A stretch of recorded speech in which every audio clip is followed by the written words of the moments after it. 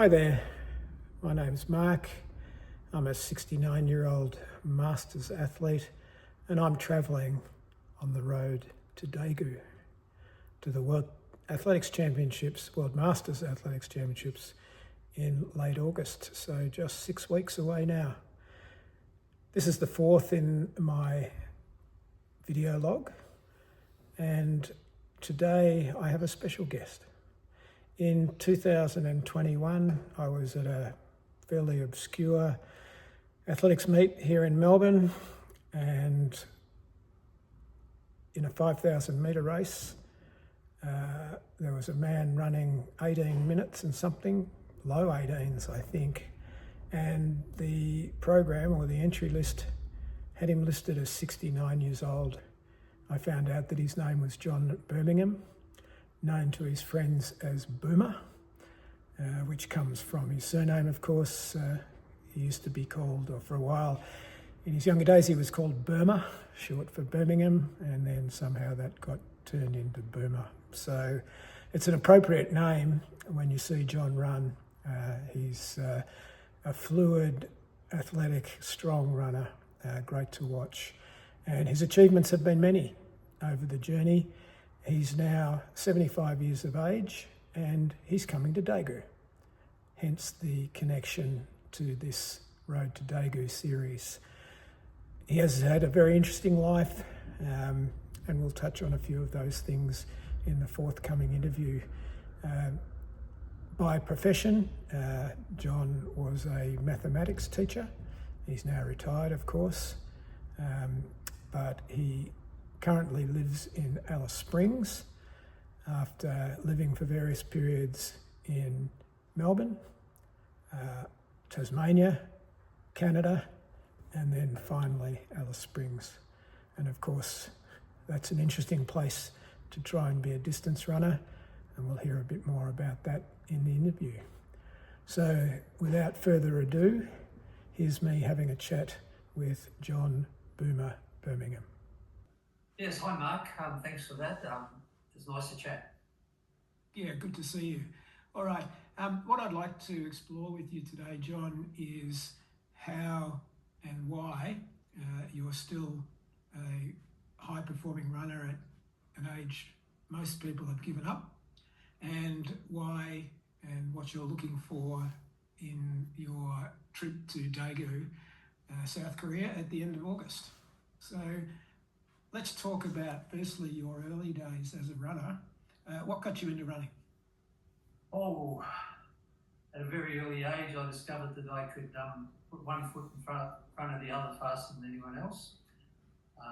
I played, like everyone at that time in the mid to late 60s, a long time ago, football, but I wasn't very good. So, gradually I just drifted into running, and at the beginning of 1969, I joined the Traralgon Harriers. All right, and you were a resident in Traralgon at that stage? That's right, yeah. I grew up in Traralgon, a small town as then. A nice town now, but it's a very small town now. Yeah, and the Traralgon Harriers had a particular focus, did they not? That's right. It's unusual, but Traralgon Harriers, ever since I've been involved, and even before that, was always focused on marathons. Marathon was the ultimate running challenge, so that was what you became when you joined Traralgon Harriers. You became first marathon runner. And how old were you when you ran your first marathon? Well, I joined Traralgon Harriers. I just turned 17, I think. 17, and within 6 months, I ran my first marathon in Traralgon. So I was approximately around 18 then, I think, at that time. All right, and I understand that you were good at it because you won a Victorian Marathon title? Yeah, that's right. Well, look, for the first, cutting back a little bit, Traralgon Harriers at the time talk about passion for marathons. Of course, we had Gary Henry running a marathon at age 14. There was also another lady, girl, Susan Walker, at 14. This is the time that females weren't running more than 1,500 metres maybe in the Olympics. So she entered unofficially the Australian Marathon in 1970. Yeah, again, a Geraldton schoolgirl. So Geraldton Harriers and marathons and running marathons was really the go. But look, me, yeah, I started off, and for the first 5 or 6 years of my running career, I thought of myself as a marathon runner. All right. And when you won the Victorian title, what time did you run? Yeah, so that was in, well, just before that, so 18 months after I started running, I was in the Victorian marathon team at age 20, I think. So that was mid 1970. I moved to Melbourne University, Melbourne to go to university in 1970.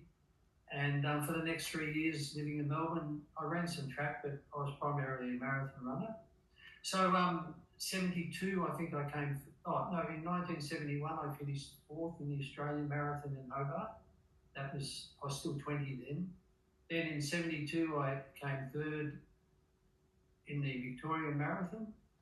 And then in 1973, I won the Victorian Marathon in 2 hours 17, I was 21. I'm going to show you a picture from that era, John. So do you recognise that picture? Yes, look, that was taken in 1970. It was on the far bank of the university track in Melbourne University, and in the background you've got, maybe Queen's or Ormond College. I can't remember. But look, that was taken when I got some publicity for being, so young to be selected in the Victorian Marathon team in 1970. Very good. And a few years later, however, you'd moved to a couple of other distances, is that right? That's right. So in 1975, I was getting ready for university. That was in Sydney, representing Melbourne University. I went out to the Box Hill track to do a 1200 time trial about 2 weeks before I went to the university. I just wanted to do a time trial. I was uncoached then, and Peter Fuller was my pacemaker. I sort of knew Peter Fuller a little bit at that time, of course. And anyway, I finished up running 2:57 for 3 laps as a time trial. And Alan Barlow came up to me and encouraged me to join Box Hill. So in the middle of 1975, I joined Box Hill Athletic Club. Okay. Let me show you another picture from that era. You recognise yourself in that photo? Look, that's a funny photo, isn't it? Because that was InterVarsity cross country. The other athlete was Bruce Jones, who was really a top cross country runner in the early 70s. But look, that was out at Bundoora, I think. But why it's so funny is look at the barbed wire we're jumping over. There was no, Hessian bags or anything over. It was just barbed wire, so you had to jump it clean. Very good. Okay, so we're now into the mid-70s. There were the Montreal Olympic Games in 1976. Did you have a crack at making the team? Yeah, look, after joining Box Hill and being coached by Alan Barlow, my track running improved significantly. So the 75-76 season was the season to prove get selection for Montreal. So I won the Victorian mile title, a slow race but a very fast last lap, and then a couple of weeks later I ran Olympic qualifying for 5,000, 13:35, which was under the Olympic qualifying time at that stage. So there was Graham Krause won that race and Dave Fitzsimons from Adelaide was third. So I was in really great form. However, I still don't quite understand, but I suspect I had the beginning of a glandular fever. I just lost my form and performed badly in the Olympic selection trials in Melbourne in March of 76 and missed out on the Olympics. Bad luck indeed, but 13:35, a great time to have in your resume. So after that disappointment, I understand that you undertook a rather unusual project. What was that? Yeah, look, when I was training hard, I was disciplined and I was committed and motivated. But through this period, in 73, after running 2:17 for the marathon, I was in with a chance to make the Commonwealth Games in the marathon in 74 in Christchurch. But I got in for that. So whether I would have made them, I'm not sure, but I certainly lost my chance to have a go. And then in '76, I missed out, of course, on the Olympics. So I was starting to just wonder whether this is what I wanted to do. I was missing out on lots of opportunities to do other, what I call adventures. And so in the middle of '77, I decided I wanted to ride a bike from Melbourne to Darwin. Not sure where the idea came from, but it seemed like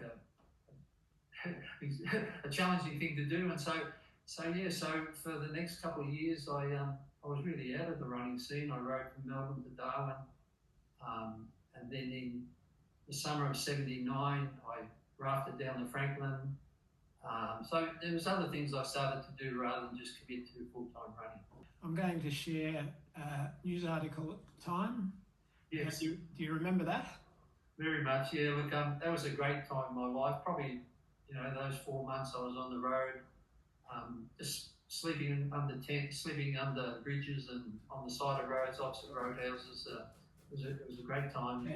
How many kilometres do you think you've cycled?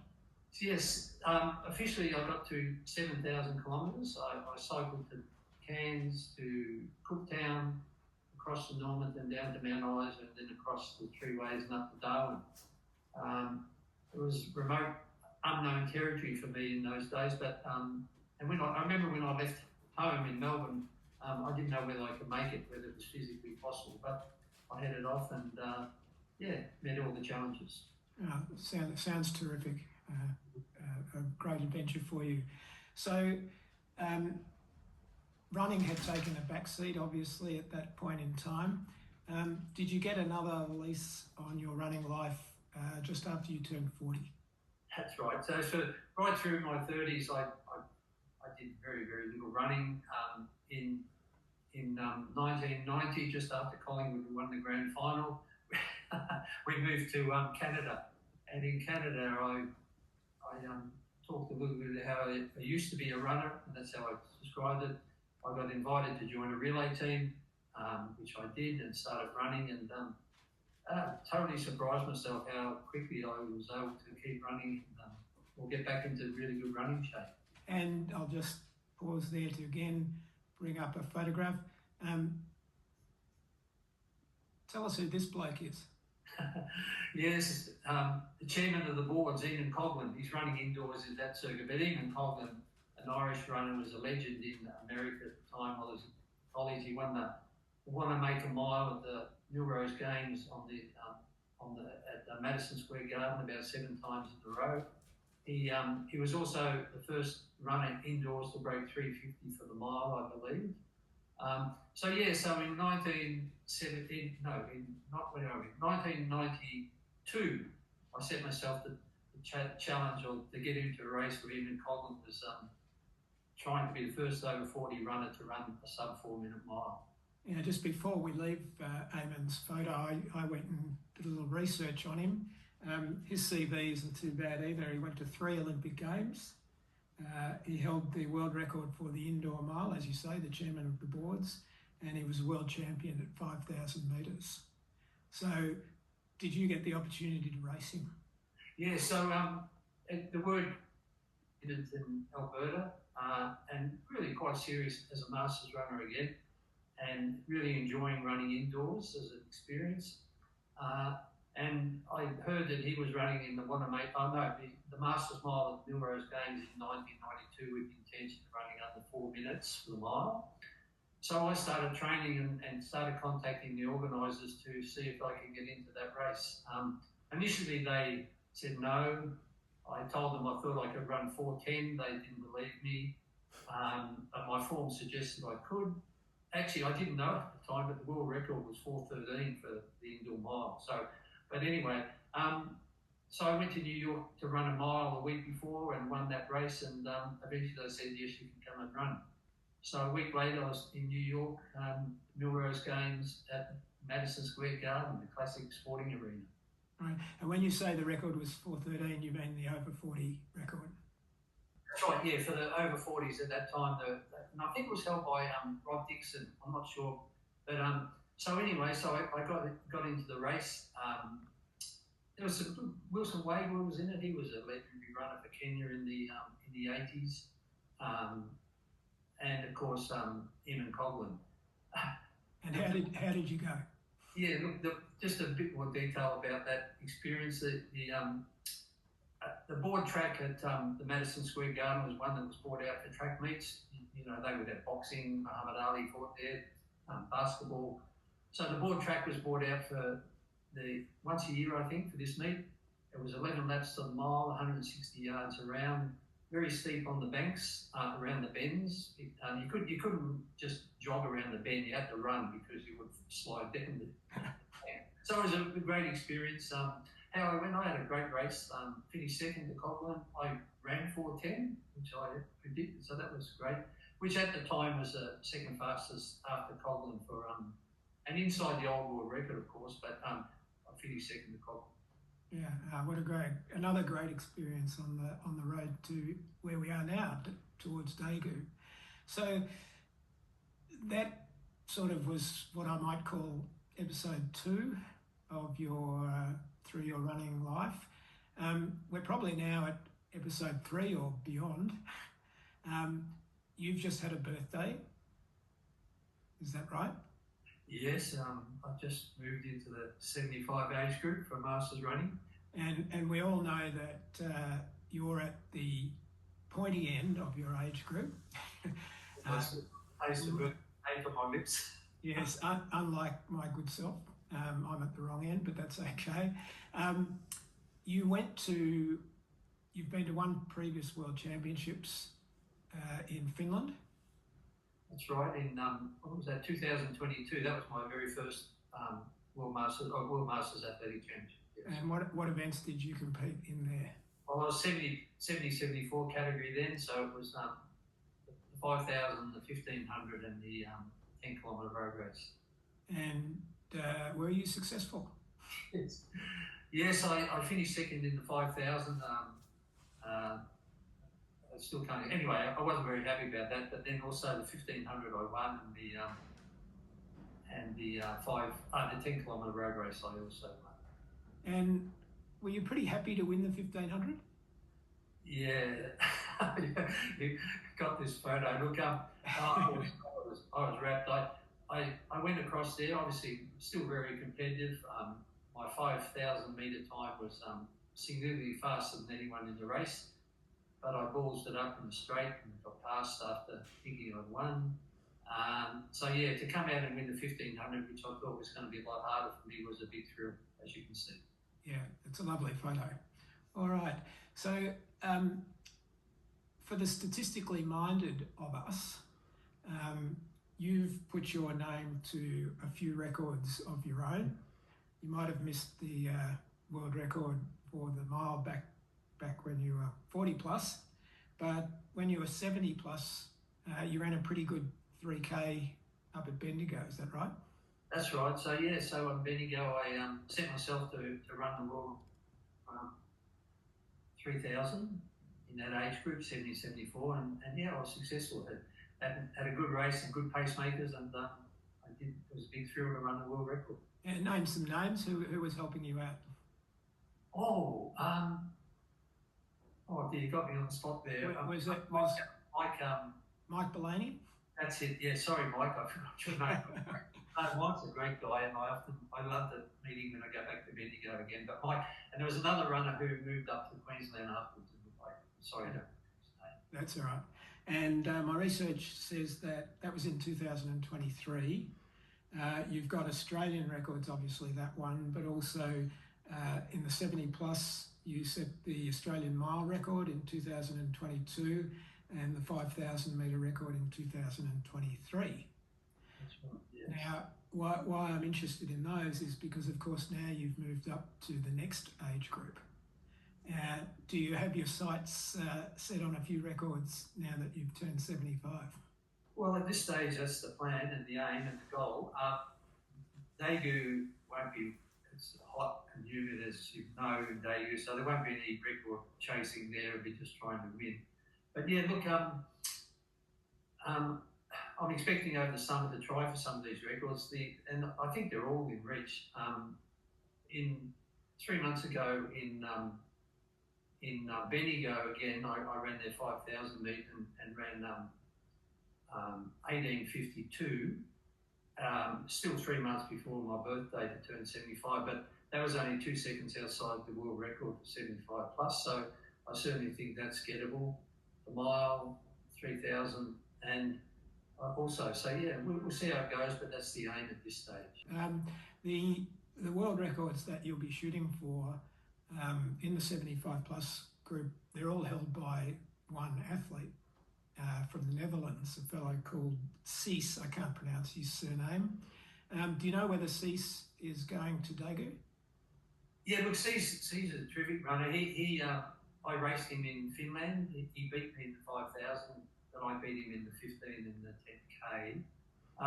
Last year, he's a year older than me, so last year he turned 75 and he broke all the world records for the age group from 1,500 mile, 3,000, 5,000, 10,000 half marathon. And he also got named the World Masters Athlete of the Year last year. So a terrific athlete. Look, I'm not sure. Well, I've looked at the competitors and his name is not there, so I suspect he's injured. A bit disappointing because a great guy and I would love to race him. Yeah, and I can tell you from the point of view of an interested spectator, it's a real shame he's not going because I personally, because I was there in Finland and saw your battles with him there, I was really looking forward to the rematch, but no such luck.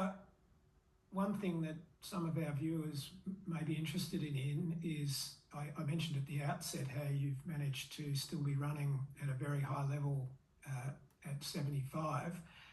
What sort of training are you doing at the moment, or have you been doing to prepare yourself for Daegu? Yeah, look, I've had a fantastic 12 months of uninterrupted training, probably the longest period of uninterrupted training I've had since way back in my 20s. You know, I've been bothered at times with Achilles and calf injuries. So I've had a really good period of training. For the last 4 or 5 months, I've averaged probably 40 to 45 kilometres a week, every week. A week, I'll just talk about, say, training last week. So a week's training is 5 days. On the Sunday, I'll try and run somewhere between 10 and 13 kilometres. Half of my training is done on a treadmill, and I'll explain that in a moment. So then for the rest of the week, I've been doing one treadmill session, and then, or maybe 2 treadmill sessions and two other sessions of 6 to 7K. My treadmill session is my fast session for the week. Here in Alice, we've got just a pretty rough old grass track, and I don't feel hardly motivated to run on it. I suspect it cost me like 2 seconds for 200 metres, so it just doesn't inspire me. Yeah, sorry to interrupt, but that's one thing that we haven't mentioned through this so far. That is that you currently live and have lived for some years in Alice Springs. That's right, 20 years in Alice Springs. And is your preference for treadmill training partly climate driven? Because I can't imagine running long distances up there at some times in the year. Well, it's a strange thing because I really quite enjoy treadmill running. And look, I'll give you an example of one workout I do. Well, a couple of reasons why I love treadmill, or enjoy treadmill running. One, it's easier on my legs than the concrete paths and things. 2, it allows me to set a pace and just stay at that pace and not start going too fast. And 3, of course, when it's hot outside, it's nice to run inside with the aircon on. So, but just one session I did. So talk about last week's training. One session last week was on the treadmill, and this is my hard session for the week. I did 3 by 2K, 3 by 2 kilometres at somewhere between 350 and 345 pace per kilometre with 1 minute recovery. So that, you know, and that was a session quite manageable. It wasn't over the top, but that was a good session that I do on a treadmill. Okay. That last week. And what events are you doing in Daegu? Daegu, I've entered the 800, the 5,000, 1,500 and 6 kilometre road race.